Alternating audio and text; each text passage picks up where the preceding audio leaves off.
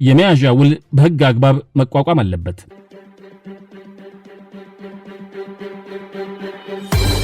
ሁለት መርሴዲስ ከባድ የጭነት ገልባጭ መኪናዎችን ለመግዛት የፈለገው ራፒድ ኮንስትራክሽን በሻጩ ኦርቢስ ቢሮ ተገኝቷል። ፍላጎቱን ተናግሮ ሙሉ ገንዘብ ግን አሁን መክፈል አልችልም ብሏል።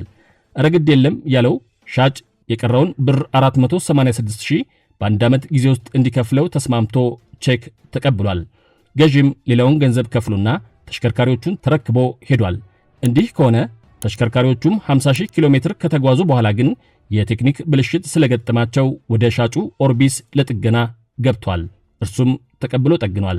አንደኛውን መኪና ሲያስረክብ ሌላኛውን መኪናና የሁለቱንም መኪናዎች ሊብሬ ግን ለማስረከብ ፍቃደኛ ሳይሆን ቀርቷል። ለምንን በተጠየቀ ጊዜም በቼክ እንዲከፈል የተስማማኑ ቀሪ ገንዘብ የመክፈያ ጊዜ ደርሷል፣ ገንዘቡ ሳይከፈለኝ አልሰጥም ብሏል። መያዣ አድርጓቸዋል። በዚህ የተከፋው ገዢ አንደኛው መኪና ጋራዥ ገብቶ ሳይወጣ እዚያው የቆመበትን ሌላኛውን ቢወስድም ሊብሬው በመያዙ ለሥራ ለማሰማራት መቸገሩን ጠቅሶና ጉዳቱን በብር ደምሮ ብር 1,402,741 ብር ካሳ እንዲከፈለው ዳኝነት ጠይቋል። ይህንን አሁን የሰማችሁ ምን አላችሁ? ሰበርስ ምን ወስኖ ይሆን? አሁን ተመጥኖ ይቀርባል። ደግሞ አልሰማንም እንዳትሉ። ሰላም፣ ፍቅር፣ ጤና በየቤታችን ገብተው ለሀገርም ይትረፉልን። የከሳሽና ተከሳሽ ክርክር መጀመሪያ የቀረበለት ፍርድ ቤት የግራ ቀኙን ክስና ማስረጃ መርምሮ ሻጭ መኪናና ሊብሬዎቹን በሕግ አግባብ በመያዣነት የያዛቸው መሆኑ ተረጋግጧል በማለት የከሳሽን ክስ ውድቅ አድርጓል። የተወሰነበት ገዢ ይግባኝ ቢልም የተለወጠ ውሳኔ ሳይኖር ቀርቷል። ይህን ጊዜ ጉዳዩን በመያዝ ፌዴራል ጠቅላይ ፍርድ ቤት ሰበር ሰሚ ችሎት ደርሷል። በሰበር መዝገብ ቁጥር 43582 አቤቱታውን አቅርቧል። ሰበርም ውሳኔውን ሰጥቷል። ሰበር ግን ምን ወስኖ ይሆን? ይህ እውነተኛ ጉዳይ ሰኔ 28 ቀን 2003 ዓ.ም ውሳኔ የተሰጠበት ሲሆን በቅጽ 12ም ስለታተመ ሙሉን ለመረዳት እንድታነቡት አደራዬን ላስቀድም።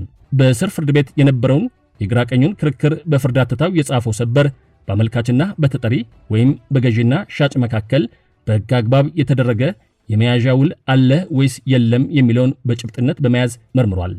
ስር ፍርድ ቤት የመያዣ ውል አለ በማለት የወሰነው በመኪኖቹ የሽያጭ ውል ላይ ቼኩ ክፍያ ሳይፈጸምበት ከተመለሰም ያልተከፈለው እንዲከፈል ሻጭ መኪናውን በእጁ አግብቶ በአራጅ መሸጥ ይችላል በማለት የተስማሙበትን መነሻ በማድረግ ነው። ይሁን እንጂ ይህን በሕጉ መሠረት የዋስትናው መጠን ተገልጾ በግልጽ የተደረገ የመያዣ ውል ነው ለማለት አይቻልም። ይልቅም አንደኛውን መኪናና የሁለቱንም መኪናዎች ሊብሬዎች የያዘው ለጥገና በገቡበት ጊዜ መሆኑ ሲታይም የፍትሐብሔር ሕግ ቁጥር 2828ና 2930 ድንጋጌዎችን ባከበረ መልኩ የመያዣ ውል ተፈጽሟል ሊባል አይችልም። በተጨማሪም ተጠሪ ወይም ገዢ ለመኪኖቹ ቀሪ ክፍያ እንዲውል የተቀበለውን ቼክ ስንቅ የሌለው መሆኑን በመጥቀስ ክስ መስርቶ ከውሉ በኋላ መብቱን ማስከበሩም ቀደም ሲል ባደረጉት ውል የመያዣ ውል አለመቋቋሙን የሚያረጋግጥ ነው አለም።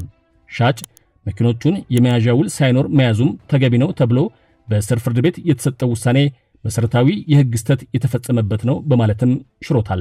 ያለአግባብ በመያዙ በገዢ ላይ ለደረሰ ጉዳትም ኃላፊነት ይኖርበታል በማለትና ጉዳቱን አስልቶ እንዲወስን መዝገቡን ወደ ስር ፍርድ ቤት በመመለስ ውሳኔውን ሰጥቷል። ዛሬውን አበቃን።